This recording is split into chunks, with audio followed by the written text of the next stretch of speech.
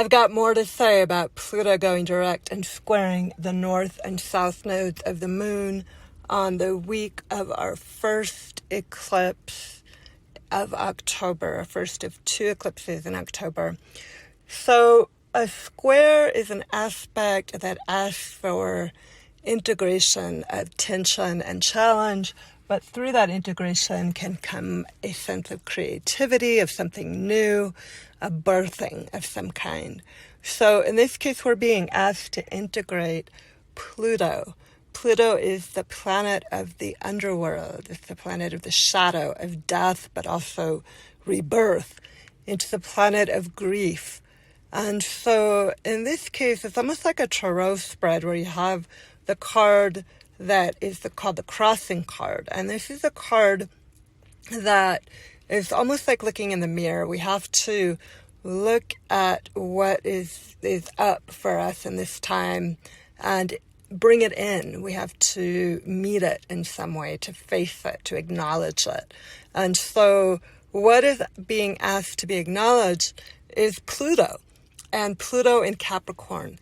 So Pluto's been in Capricorn since 2008, and it briefly moved into Aquarius earlier this year in the spring of 2023.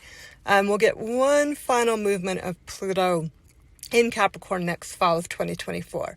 But this is a really pivotal time here as it goes direct at 27 degrees. 27 degrees of Capricorn is the same degree as the Pluto of the United States, the birth chart of the country, the United States. So going forward exactly at that degree, there's definitely meaning here for the United States and for its effect on the rest of the world.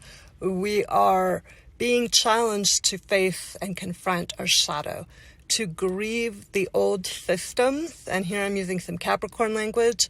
Capricorn rules systems and structures, rules and laws. It has to do with our plan for the future. You know, what are your goals? What are your motivations for the future, both individually but also collectively? So there is this sense of grieving those old plans, grieving those old rules, letting those go. But the only way we can really let them go is to full-on face them. And that is part of what is at play right now as we're working with Pluto moving forward and squaring the north and south node before the eclipse this weekend. So as Pluto moves forward, it's going to be hanging out at 27 degrees for the next month or so. And as it hangs out at this degree, there is this sense of confrontation, both because of the square to the node, but also because there's a tension in it spending so much time at this degree.